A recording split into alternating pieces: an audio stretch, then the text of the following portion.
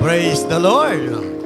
Ang pag-uusapan po natin ngayon ay patungkol sa blessing of a God-fearing women. The blessing of a God-fearing women. At ang text natin, sabi po ng Proverbs 31 verse 30, "Charm is deceptive and beauty is fleeting, but a woman who fears the Lord is to be praised." May the Lord bless upon reading of His Word. Sabing ganon, mandaraya ang kagandahan. Amen ba? At sabing ganon, subalit, ang isang babae na merong takot sa Diyos ay pupurihin ng balana. Siya ay kalulugdan ng Panginoon. Siya ay pagpapalain ng Panginoon. Siya ay magiging eyes or apple of the eyes of God. Ang isang babae na merong takot sa Panginoon. Amen? At kung titingnan po natin, kung magkakaroon tayo ng reflection about the scriptures, patungkol sa God-fearing woman, ma-realize po natin that many of them still apply to our generation. Yung pong God-fearing woman ay nakikita pa rin po sa kapanahonan natin ngayon. Kaya lang po, hindi lahat. Amen. Yung iba, merong God-fearing, meron po siyang husband-fearing woman. Hindi po God-fearing, takot sa asawa. No? Meron namang asawa, takot sa babae, takusa. Naman po yon. Amen. So, sa biblical standard, God-fearing woman is someone who is obedient. Kapag ka ang isang babae ay merong takot sa ating Diyos, siya ay masunurin sa kalooban ng ating Panginoon. But the Bible also says that a godly woman is strong, wise, provides for her family, and helps the poor. So ngayon po, merong 4 na blessing na binibigay ang Diyos sa mga taong o mga babae na merong takot sa ating Panginoon. Ang sabi po ng Bible, kapag siya ay may takot sa Panginoon, siya ay merong pagpapala. He is to be praised. No po? Ang number 1 po na blessing, siya ay strong. Amen? Marami sa mga kababaihan, siya, sa panahon po na ngayon, ay hindi po nila alam na sila pala ay strong. Kasi hindi nila alam ang Bible. Kaya nangyayari, nagkaroon ng programa ang ating gobyerno na hindi na pwedeng saktan ang babae. Hindi na pwedeng bugbugin ang babae. Hindi na pwedeng apihin ang babae kasi hindi alam ng babae na siya ay strong pala. Kaya siya hindi naging strong kasi hindi na siya nagkaroon ng fear of the Lord. Sabi nga po ng Bible, the fear of the Lord in Proverbs 1:9 is the beginning of knowledge. In Proverbs 9:10, the fear of the Lord is the beginning of knowledge. And the word of the Lord is the beginning of knowledge. Siya ay malakas. Amen? Kaya mga nanay, malakas ka. Amen? Pinalakas ka ng Panginoon. Binigyan ka ng Diyos ng kalakasan. Saan mo gagamitin ang kalakasan mo? So yung kalakasan na binigay sa iyo ng Panginoon o binigay sa iyo ng Diyos, masasayang yan kung hindi ka maglilingkod sa Diyos. Kung ang gagawin mo lang, alaga ng baby, no? Ang gagawin mo lang ay negosyo, o ang gagawin mo lang ay maglaba, kung gagawin mo lang ay magluto, maghatid ng bata sa school. Pero hindi ka maglilingkod sa Panginoon, yung strong o yung strength, ito po ay mawawala. Maglalaho. Hihina ka. Amen? Because the joy of the Lord is our strength. Kapag ikaw ay naglilingkod sa Panginoon, nagkakaroon ka ng joy doon sa loob at yung joy na yon ang nagbibigay sa atin ng strength. At hindi lang sa mga nanay. Amen po? pati rin sa mga tatay, pati rin sa mga kabataan, merong strength ng nanggagaling sa ating Panginoon kapag ikaw ay naglilingkod sa Diyos. Kaya ang mga God-fearing woman, sila ay ginawa ng Diyos malakas para gamitin sa paglilingkod sa Panginoon. Sabi nga ng mga tao, ang nanay daw ang ilaw ng tahanan. Amen? Mga nanay, ikaw ang ilaw ng tahanan, hindi ka street light. Amen? Kaya lang nangyayari yung mga nanay ngayon, street light, no? Nandoon sa kalsada, nandoon sa mga bangketa, no? Ang ginagawa ng mga nanay, chuchu dito, chismis dito, pag-uusapan kung sino-sino, no?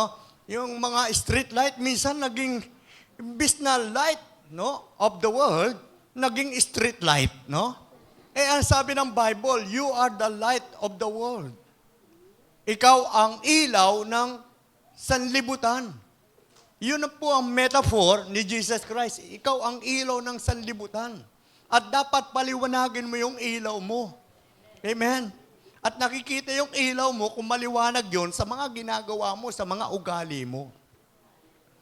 Kaya kung babasahin po natin yung Proverbs, sabing ganoon, yung God-fearing woman, siya ay pinapalakas ng ating Panginoon.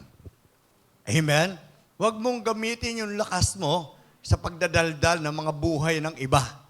Gamitin mo yung lakas mo, idaldal mo si Kristo. Amen? I-chismis mo si Kristo. Huwag mo pag-usapan yung kapwa mo tao. At lalo na po, kapag yung kapwa mo may maling nagawa. At tapos nag-uusap-usap kayo tungkol sa kanyang maling ginawa.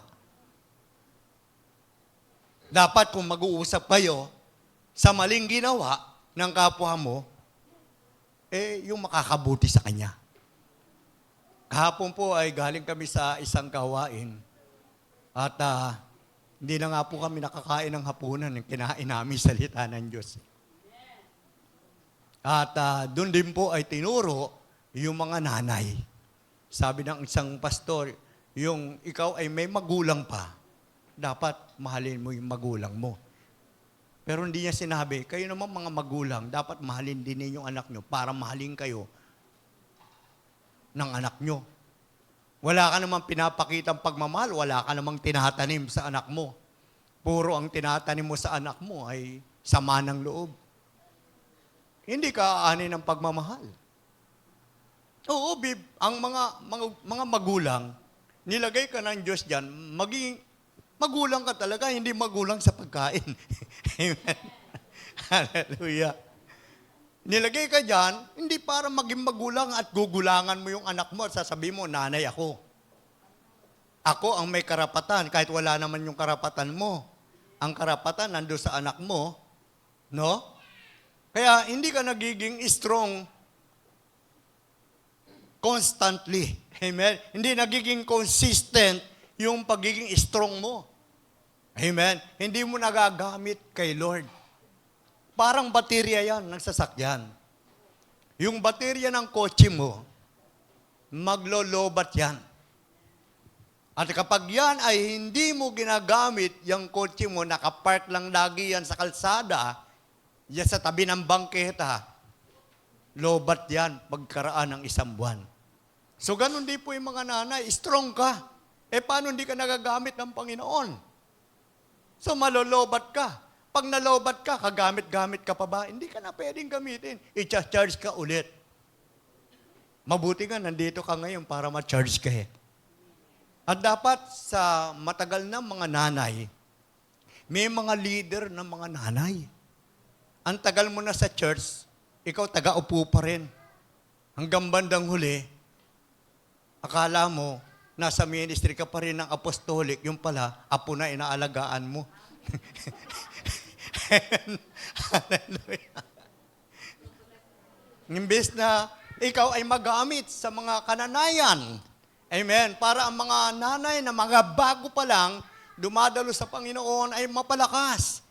Hindi. Sumali ka pa sa chismisan. Ikaw pa yung kaporal sa chismisan. Amen. Dapat ma-deliver yung mga nanay para maging strong ulit. No? Kaya sabi nila, Happy Mother's Day Ako, dadagdagan ko, Happy Mother's Deliverance Day. Amen. Ang mga nanay dapat ma-deliver. Minsan tamad yung nanay eh. Hindi makafocus sa ministry. Nakafocus sa labahan. Minsan linggo-linggo naglalaba pa. Amen. Naghahabol pa ng labahin pagkalinggo. Gamitin mo sa Panginoon yung buhay mo na mas maraming oras, mas maraming panahon. Yun totoo ang Mother's Day deliverance. Amen? So dapat araw-araw strong ka. Araw-araw nagagamit ka ng Panginoon. Lalo na yung meron ng title na pastora. O, ikaw ay pastora, anong ginagawa mo sa mga nanay? O ikaw yung may karga, no? Siyempre, pag may karga ka, kakargahan mo rin yung mga ibang nanay, hindi ma-deliver. Amen? So, strong ang mga nanay kapag siya ay merong fear of the Lord. Kasi hindi ka na natatakot sa Diyos eh. Kaya sa church, hindi ka na rin active. Kapag ikaw ay merong fear of the Lord, nagiging active ka sa church. Amen? At kapag active, ano nangyayari? Namumunga. Amen? Hindi bunganga. Namumunga. Marami siyang bunga. Tingnan mo yung mag-asawa pag active, no? Ang daming bunga. Amen? Ilan ang anak mo? 7, 8. Amen? Kasi active kayong mag-asawa, eh, no? Namumunga. Kung active ka kay Lord, namumunga ka. Tingnan mo yung mga active, strong yan eh. Kaya hindi ka active, hindi ka kasi strong, nawala na yung strength mo. Amen po? Kaya yun po yung unang blessing ng Panginoon na huwag mo sayangin, nanay. Amen?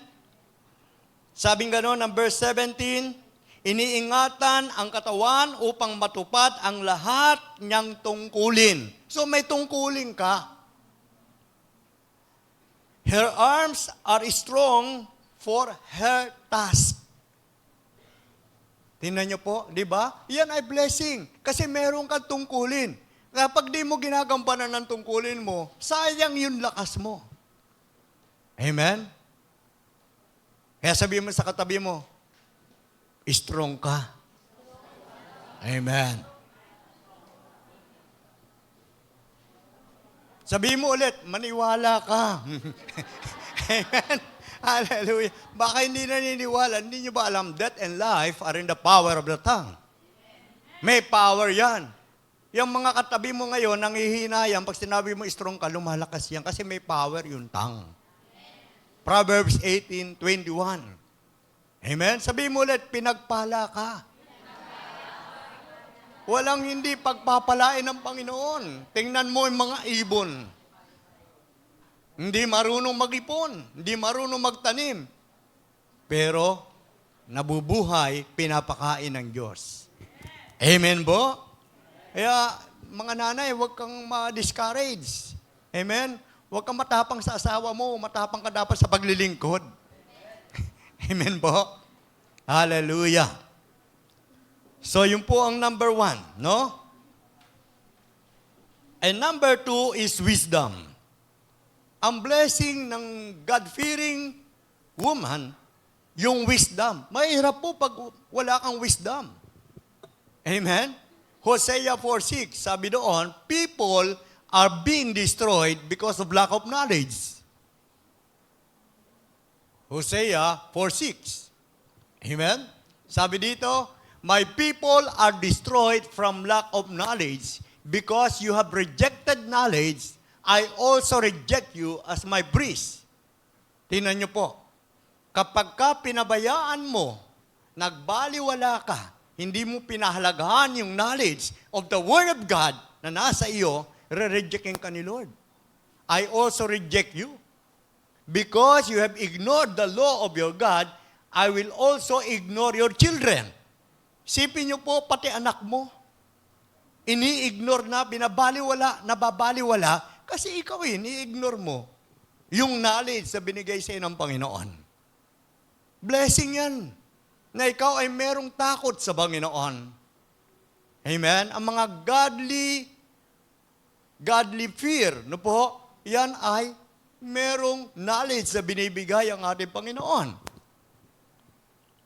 Sabi nga ng verse 26 ng Proverbs, chapter 31, ang salita niya ay puspos ng karunungan at katapatan. Amen? Kapag nagsasalita, yung mga babae, yung mga nanay, merong karunungan kasi merong kang fear of the Lord. That's the blessing of God-fearing women. Amen? Merong karunungan. At sabing gano'n, may katapatan. So pagka ang mga nanay, ang mga babae, meron takot sa Panginoon, hindi yan magsisinungaling sa asawa. Hindi yan magluluko sa asawa. Amen? Dahil yung wisdom, yun ang magbibigay ng direksyon ng kanyang buhay. At yung wisdom, yun din ang magbibigay ng pagpapala sa kanya paano dumami ang kanyang kayamanan.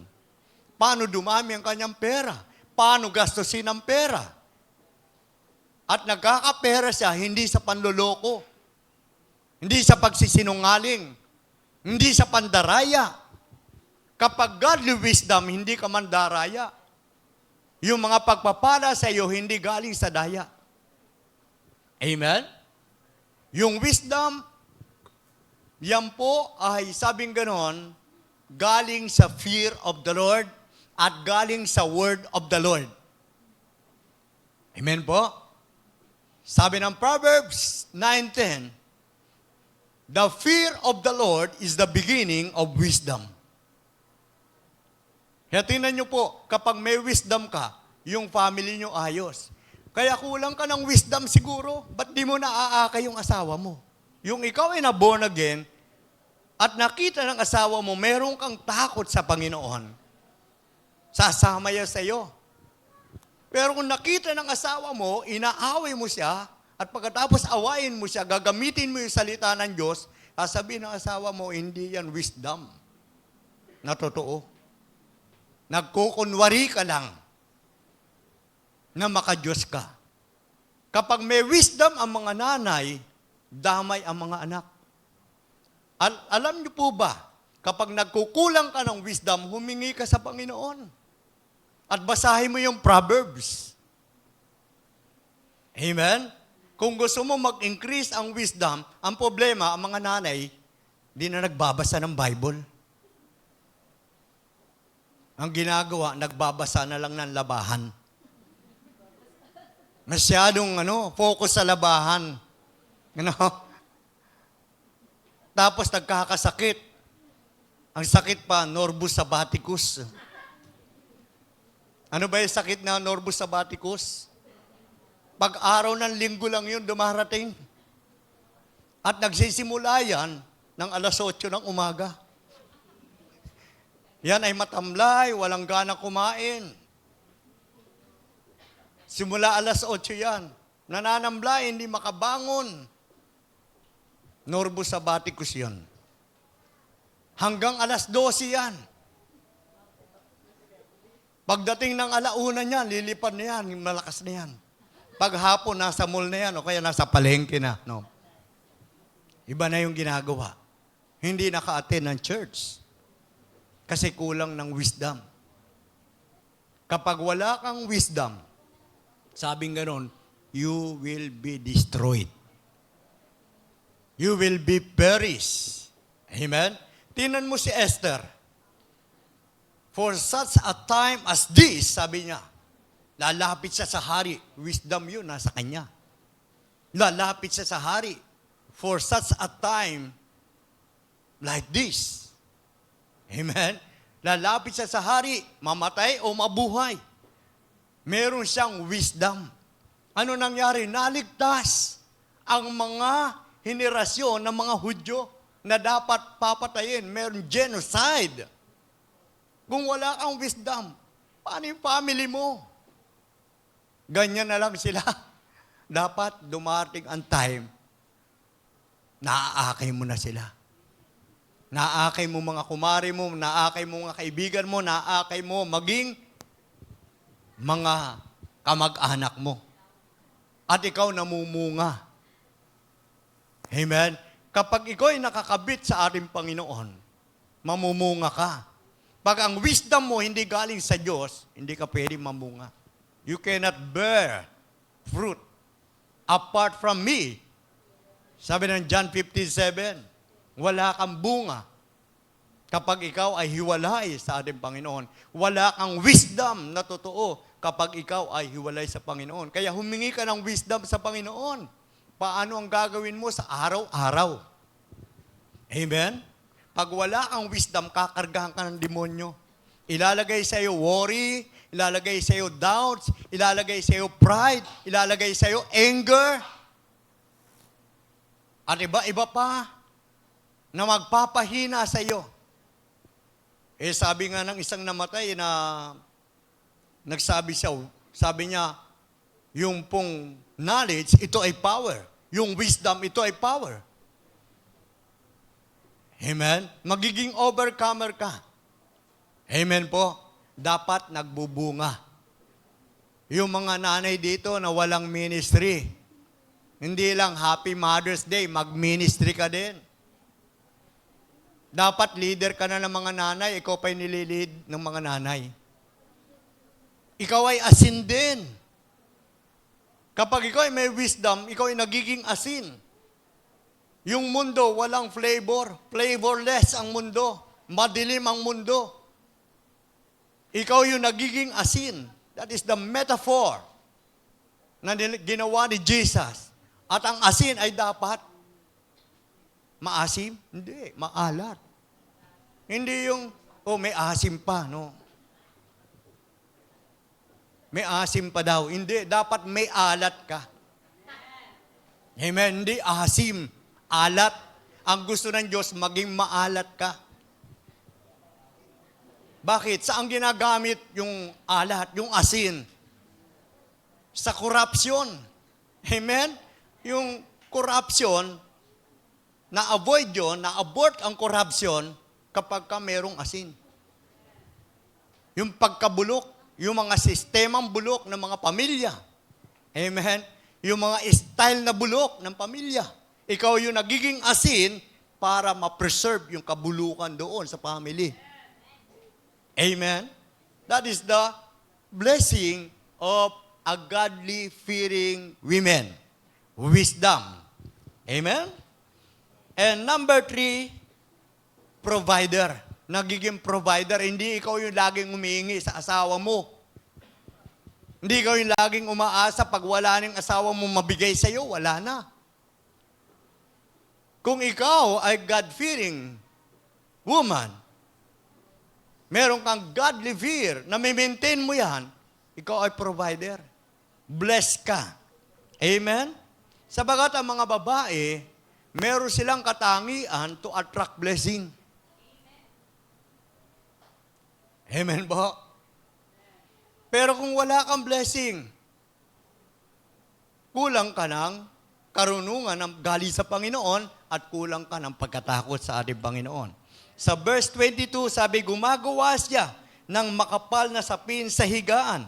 Proverbs 31:22. She makes a coverings for her bed. She is clothed in fine linen and purple. Wala siyang pagkatakot dumating man ang anumang panahon, taglamig man o anumang season, kasi siya ay merong naipon. Siya ay provider. Amen? Kaya may mga godly fear, no? Kahit mga bata pa kayo o mga kabataan, kahit mga dalaga, kahit sino sa atin, dapat meron tayong God-fearing lifestyle. Amen? Yung lifestyle natin, God-fearing. Natatakot tayo sa Panginoon. Ang tao na may takot sa Panginoon, alam niya, sensitive siya kapag siya ay nakakagawa ng mali at meron siyang humility. Sensitivity and humility ay nasa kanya. Hindi siya yung patay mali siya, hindi siya yung frozen na siya, hindi siya yung manhid. Sensitivity and humility ay naroon sa kanya. Kaya tingnan mo, hindi siya nagkukulang. Amen?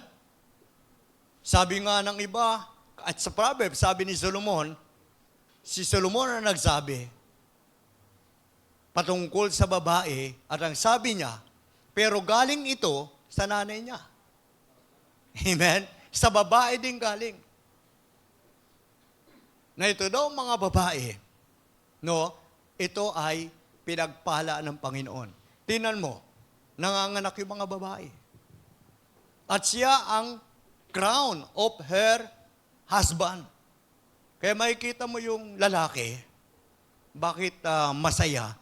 Pinapasaya sa ng kanyang asawa.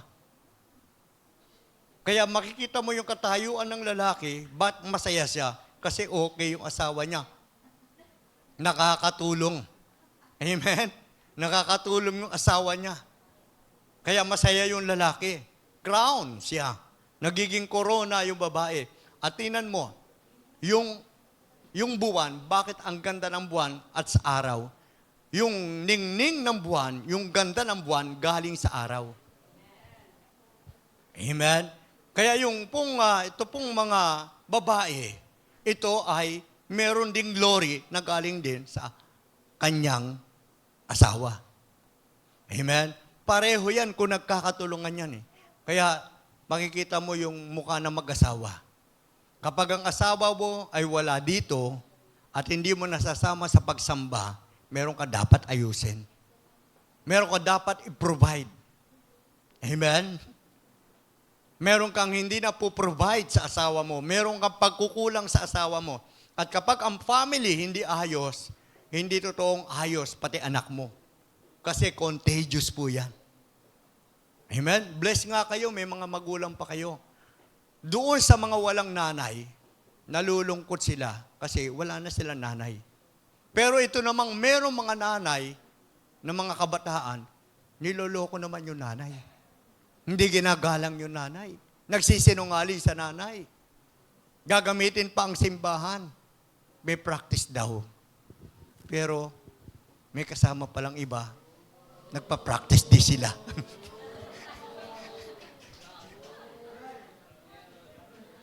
Magiging nanay di kayo eh. Amen? Ano na ipoprovide mo? Mabuti ba? Hindi naman pag sinabi provider ka, pera lang at material. Yung mabuting ugali, dapat nakikita rin. Provider ka ng magandang asal. Amen? Kaya po, ang merong pagkatakot sa Panginoon, hindi pwedeng mawaglit sa isang mananampalataya. Hindi ka pwedeng gamitin ng Diyos kapag hindi ka selfless. Amen? Dapat ikaw ay selfless. Pag hindi ka naging selfless, ikaw ay selfish. Hindi ka dapat maging selfish. Ikaw ay dapat selfless na kagaya po ni Esther. Hindi niya inintindi ang kanyang sarili, ang inintindi niya ay ang kapakanan ng mga Hudyo para maligtas.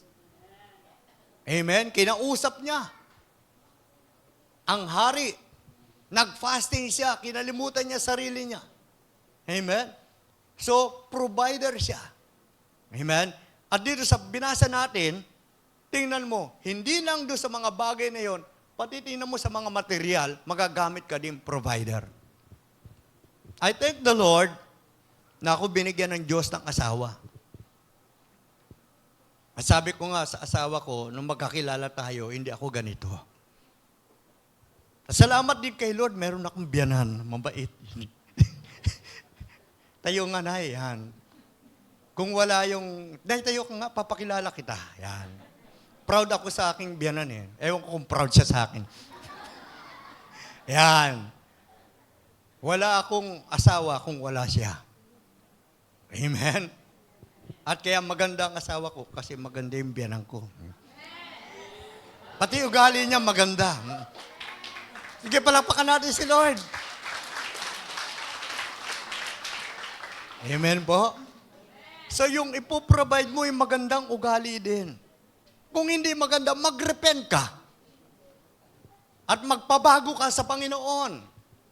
Kasi merong buhay si Esther na divine secret para sa kanyang transformation.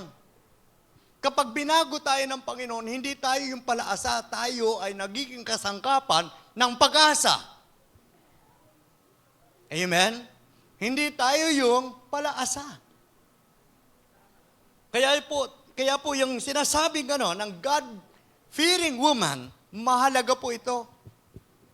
Hindi ka hindi ka karapat-dapat mag-celebrate kung hindi ka nagkaroon ng fear of the Lord. Baliwala sa iyo ang Mother's Day. Hindi sasaya yung pamilya mo. Amen po. Alam ko meron dito na nalulungkot ka, wala kasi asawa mo, isang nanay na nandirito.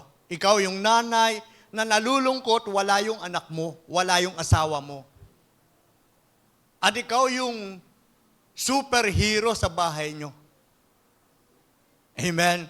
Pero kailangan mo i-provide.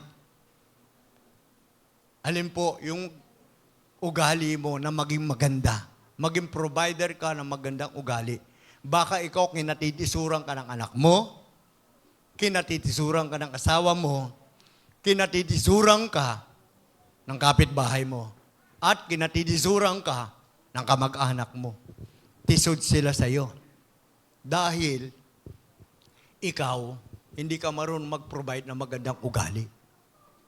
Mga nanay pa naman, mga babae pa naman, hindi mawawala yung toyo niyan.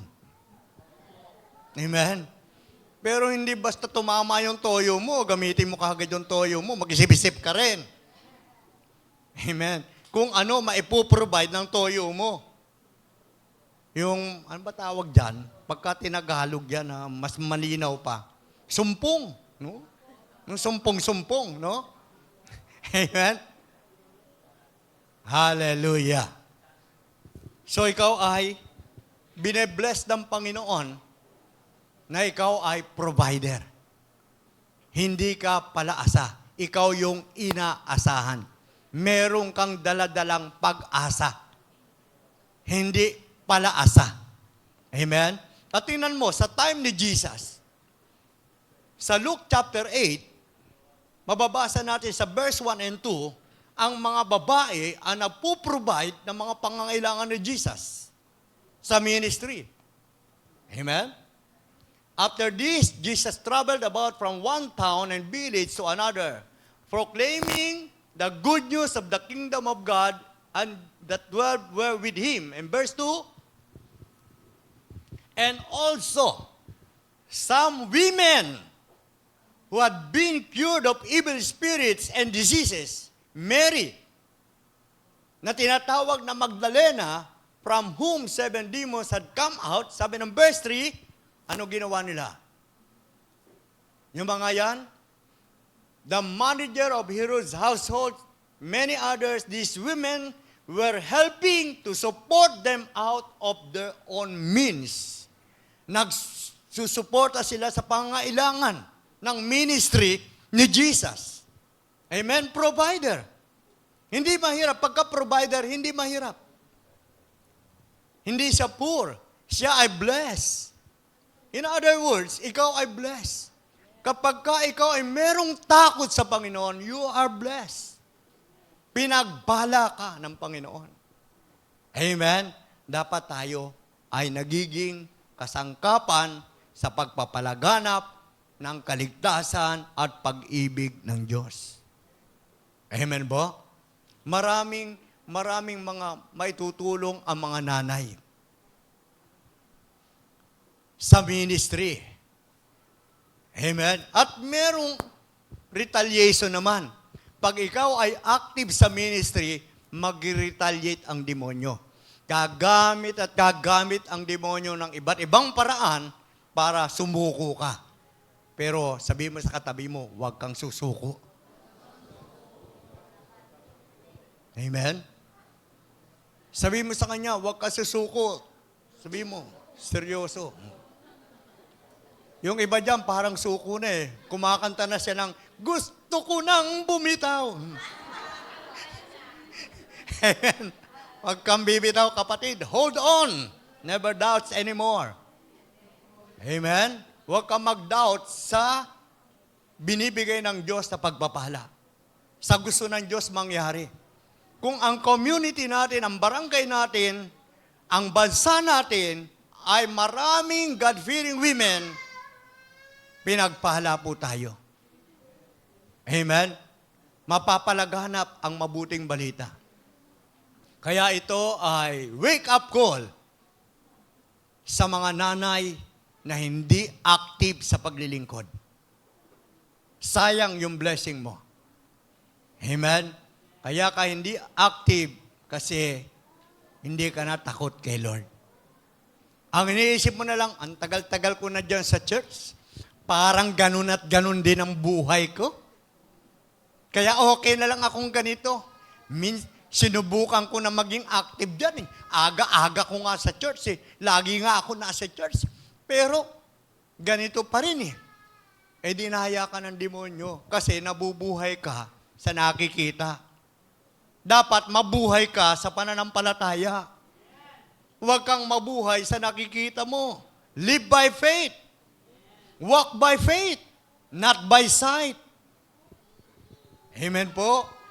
Ang mga God-fearing women, attitude nila, sila ay walk by faith, not by sight. Hindi doon sa narinig mo, hindi doon sa nakikita mo, hindi doon sa nararamdaman mo, kaya ka excited. Kundi sa mga pangako ng Panginoon, sa pananampalataya mo at pananalig mo sa mga sinasabi ng Panginoon, doon ka dapat. Sumasaya, nagiging active, doon ka dapat. Nag-i-enjoy sa mga pangako ng Panginoon, hindi sa mga nakikita mo. Kasi hindi lahat ng nakikita mo magpapasaya sa'yo. Hindi lahat ng nararamdaman mo makakabuti sa'yo. Amen? Hindi lahat ng naririnig mo giginawa ka. Kaya kailangan walk by faith. Amen? At kapag ikaw ay lumalakad sa pananampalataya, napagtatagumpayan mo ang mga gawa ng mga kaaway. Amen. Tinawag ka para lumakad sa pananampalataya. Tinawag ka para mabuhay sa pananampalataya. At dahil ikaw ay nabubuhay sa pananampalataya, nagiging matuwid ka. The just shall live by faith. The just shall live by faith. The just shall live by faith. Kapag hindi ka just, kapag hindi ka matuwid, hindi mo kaya mabuhay sa pananampalataya.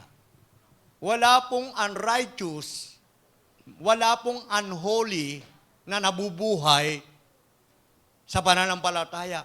Walang may karga. Lahat na may karga, mahirapan mabuhay sa pananampalataya. Kasi control ka ng demons . Lahat ng control ng demons, hindi yan makakapamuhay sa pananampalataya. Kunyari lang ang pananampalataya niyan. Kaya tayo, ginigising ka ng Panginoon. Amen? Ma-enjoy mo talaga yung totoong Mother's Day. Ma-enjoy mo talaga yung Family Day. Kasi kapag Mother's Day, dapat apektado yung family mo. Naapektuhan mo sila ng pananampalataya mo. Bakit walang magnet ang pananampalataya mo? Kung ikaw ay provider, nandiyan sa iyo ang fear of the Lord na mamagnet sila sa pananampalataya mo. Hanapin ka nila, gusto ka nilang makausap. Nasasabik silang kausapin ka. Hindi yung pag nakita ka, parang ayaw ka na makausap. Amen? Naramdaman mo na ba na minsan may taong ayaw kang iwanan at gusto kang makausap tungkol sa iyong pananampalataya? Amen? Tanong siya ng tanong sa iyo at gusto mo nang umalis, hindi ka makaalis kasi ang dami niyang tinatanong tungkol sa Diyos, maging sa loob ng bahay. At alam mo ba ang pinapagpala ng Panginoon ay yung merong hunger and thirst, yung uhaw sa Diyos. Kapag ka ikaw ay merong fear of the Lord, uhaw ka sa Diyos, uhaw ka sa salita ng Diyos, uhaw ka sa usapan tungkol sa Diyos. Hindi iba ay uhaw sa usapan tungkol sa pera. Kaya nangyayari, mas Diyos niya ang pera kesa tagagawa ng pera. Hindi naman central bank ang tagagawa ng pera. Ang Diyos ang tagagawa ng pera. Ang Diyos ang may-ari ng pera. Lahat tayo dito is steward. Katiwala tayo dito, lahat. Wala po tayong pagmamay-ari dito. Pero ginagamit tayo ng Diyos na channel of blessing, kaya tawag sa atin provider din. Kasi channel of blessing. Dumadalo yung pagpapala instead of channel of curse. Pag hindi tayo naging channel of blessing, magiging channel tayo ng mga sumpa. Dalawa lang po yun. Pag hindi tayo naging channel of life, channel tayo ng death. Daluyan tayo ng kamatayan. Namamatay yung faith nila dahil sa iyo.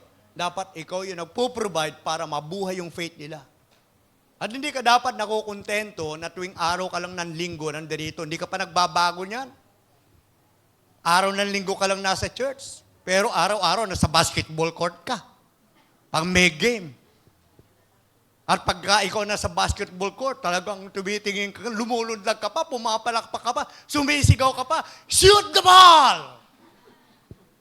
Pero pagdating sa pagpupuri sa Panginoon, tayo magpuri sa Panginoon, tayo magtaas ang kamay at lumundag, kapatid. Sabi mo sa katabi mo, magpuri tayo sa Panginoon.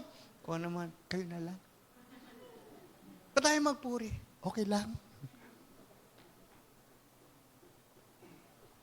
Amen ba? Dapat tayo ay nagiging channel. Kaya tawag sa atin, kapag merong fear of the Lord, tayo ay tatawaging channel of blessing.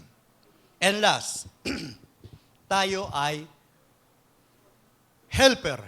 Pag sinabing helper, nag-a-assist. Tumutulong. Kapag merong dapat tulungan, magbuhat, gumagaang yung pasanin. Ang sabi ng Galatians 6:1, magdala kayo ng pasanin. Bawat sa inyo ay magdala ng pasanin ng isa't isa. If someone is caught in a sin, you are spiritual, should restore him gently, but watch yourself, or you also may be tempted. So ikaw daw, may nakita kang tao na sila ay, nakita mo nagkakasala. Pero ikaw na spiritual, i-restore mo siya. Gently, pero maging maingat ka pa rin. Amen? Dito po sa Proverbs 31, verse 20. Proverbs 31, she opens her arms to the poor and extends her hands to the needy. Amen? Nakakatulong tayo, helper tayo. Yung mga nangangailangan. Amen? Dito sa church, may mga pangailangan sa church. Kapag meron kang fear of the Lord, ikaw ay nakakatulong. Kapag ka meron nangangailangan, ikaw ay nakakatulong. Amen? At tayo dapat dito ay nagtutulong-tulong. A woman who fear the Lord is helper. Lifestyle niya na ang tumulong. Hindi nagsasawang tumulong. Hindi nagsasawang gumawa ng mabuti. Amen? Tingnan niyo po si Esther. Siya ay napalit kay Queen Basti. Bakit? Ano po ang nangyari? Bakit napunta si Esther sa palasyo?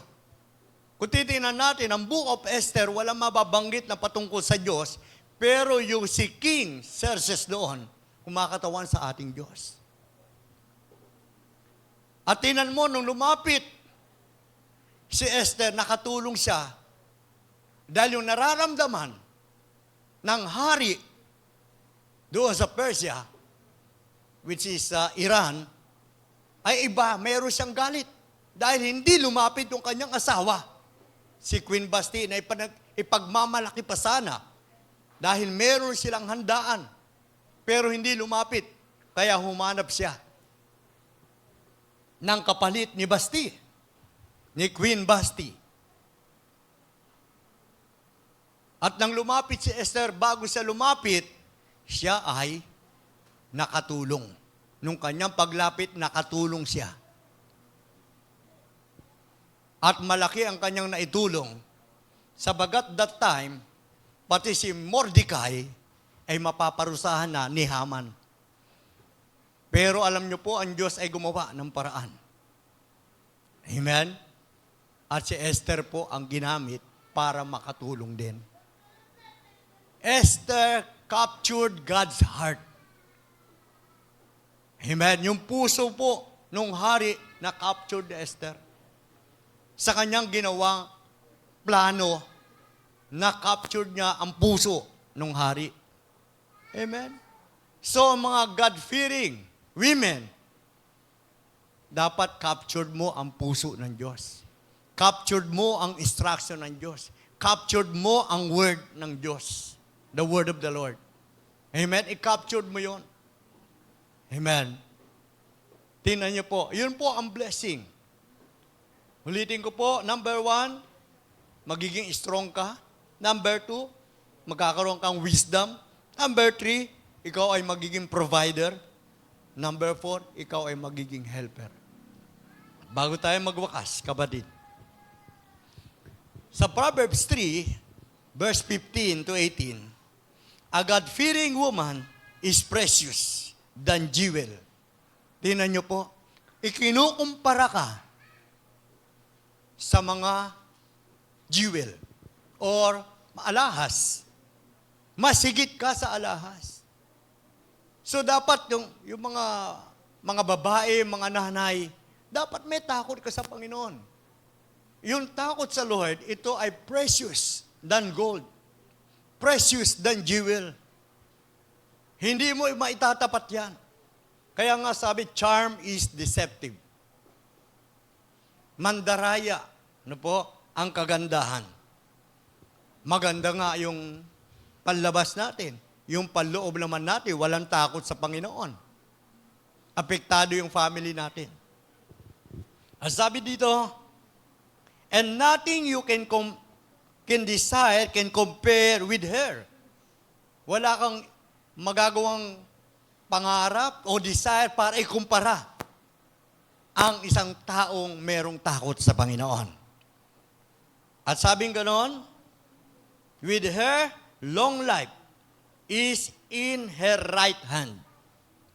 Yung kanang kamay niya, hawak-hawak niya ang mahabang buhay at sa kanyang kaliwang kamay ay kayamanan. Na-enjoy niya yung buhay.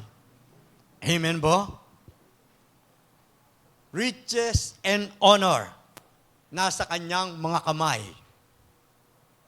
Amen po? At sabi ganoon, long life naman sa kanang kamay. Tingnan nga natin kamay natin. Tingnan natin, dalawang kamay natin. Sige, tingnan mo, dalawang kamay mo. Yang kanang kamay mo, nandyan ang mahabang buhay. Sa kaliwang kamay mo, andyan ang kayamanan. Kapag meron kang fear of the Lord. So dahil nasa kamay mo yan, magagamit mo yan para sa kaharian ng Diyos. Saan mo gagamitin yan? Amen? Sabi mo sa katabi mo, hindi ka mahirap. Ulitin mo, sabihin mo, hindi ka mahirap kahit wala kang pera. Daig mo pa ang maraming pera sa bangko kung meron kang fear of the Lord. Sabagat sa kamay mo ay naroon ang buhay na mahaba, wala kang sakit, wala kang cancer, hindi ka diabetic, amen? Hindi ka stroke, wala kang arthritis, wala kang osteoporosis, sumasakit lang balakang mo pero wala kang sakit. Amen? Hallelujah. Nandun ang long life sa iyo. At sa iyong kaliwang kamay, andun ang pagpapala, kayamanan. At yung kamay mo na yan, gamitin mo sa pagpupuri sa Panginoon, hindi pag-alaga ng aso. Amen? Gamitin mo yung pagpupuri sa Panginoon. Kaya kahit hawak mong aso mo, magpuri ka sa Panginoon, meron kang alaga aso. Tingnan niyo po, yung dahilan ay fear of the Lord. Amen po? Ano pa? Her ways are ways of pleasantness, and all her paths are peace. Lahat ng daraanan mo, payapa. Amen? Tahimik. Amen. Walang gulo. Pleasant. Walang gulo sa buhay mo. Kahit may nanggugulo, hindi ka nagugulo. Kapag meron kang fear of the Lord. Eh kapag wala kang fear of the Lord, wala naman nanggugulo sa iyo. Gulo-gulo mo. Gulong-gulo isip mo. Hindi mo malaman kung ano gagawin. Pero pag meron kang fear of the Lord, tahimik at may kapayapaan ang buhay natin. Amen. At sabing ganon, she is a tree of life to those who lay hold of her. Isang puno ng buhay. Amen? Tree of life. She is a tree of life to those who lay hold of her. Napapakinabangan siya. Siya ay puno ng buhay. Siyempre, kung ano ang puno ng buhay, pag may lumapit doon, nabubuhay. Nagkakaroon ng buhay ang paglilingkod. Nagkakaroon ng buhay ang pananampalataya. Siya ay tree of life. Those who hold her fast are blessed. Lahat na lumalapit sa kanya ay napapagpala. Think of these, brothers and sisters. Sa panahon po ni Esther ay merong disaster. Pero ang disaster ay na-overcome at hindi natuloy because of the fear of the Lord. Amen. Meron siyang takot sa Panginoon at nangyari kay Esther, nagkaroon ng divine secret transformation sa palasyo at sa buhay ng mga Hudyo, yung mga buhay ng family natin, magkakaroon din ng transformation. Amen? Huwag kang mainip. Darating yon. Basta gawin mo lang, lumakad ka sa katotohanan, lumakad ka sa kalooban ng Panginoon, makita yung fear of the Lord sa iyo. At yung mga anak, dapat kayong mga anak, mahalin din ang mga nanay. At kung kayo naman na wala ng nanay, maghanap kayo ng magnananay sa inyo. Yung makadiyos naman, baka naghahanap ka ng magiging nanay mo, pero yung magiging nanay mo, kalahati sa dyablo, kalahati pa sa Diyos. Huwag ka nang pumili ng ganon. Yung dadalhin ka talaga sa isang katotohanan, maayos sa pamumuhay. Amen po? Kaya tingnan nyo po, capture God's heart. Kailangan matouch mo si Lord sa buhay mo. Hindi mo matatouch si Lord sa buhay mo. You cannot touch the heart of God kapag wala kang fear of the Lord. And you cannot touch the blesser. Amen? Yung nagbibigay ng pagpapala, hindi mo matatouch yan. Pag natouch mo, nagbibigay ng pagpapala. Pagpapalain ka, papasaganahin ka ng Panginoon. Natouch mo puso niya. Tingnan mo ang mga scammer. Anong ginagawa ng mga scammer?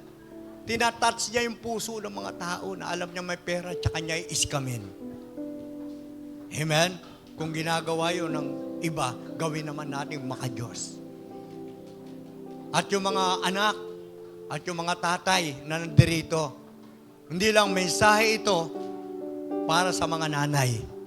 Mensahe rin ito sa mga tatay. Mga tatay, huwag mong bugbugin. Ang asawa mo, huwag mo saktan.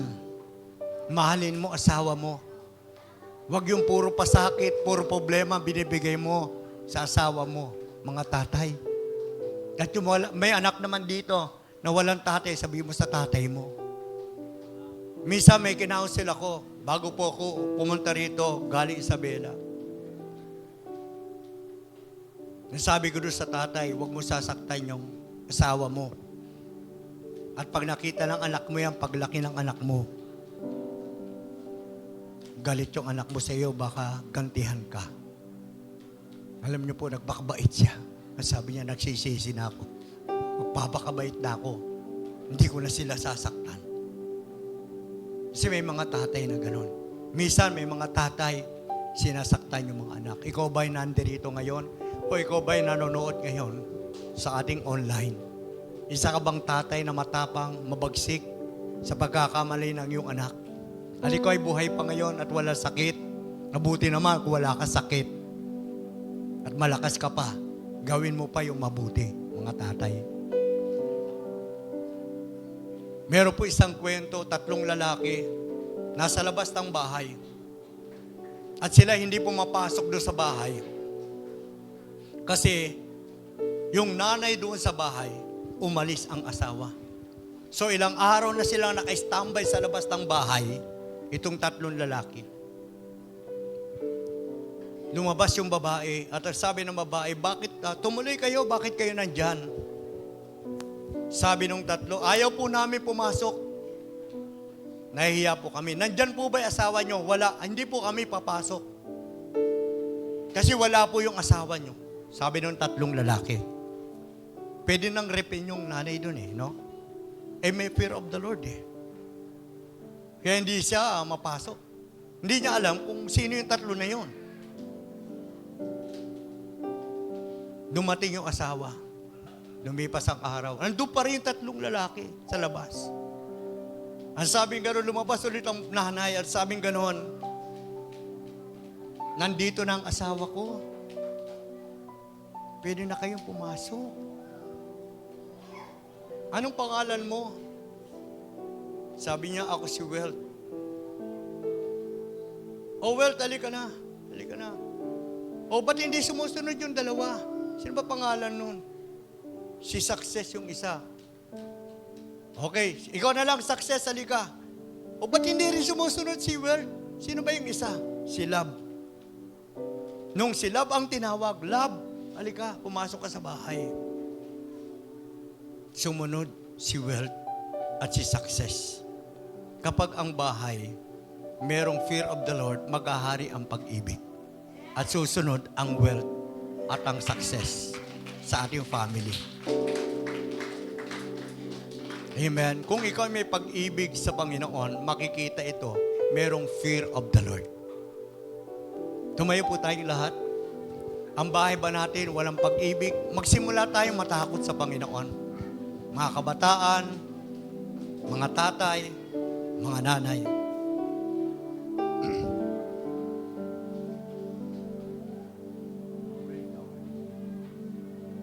Magiging maayos ang family natin.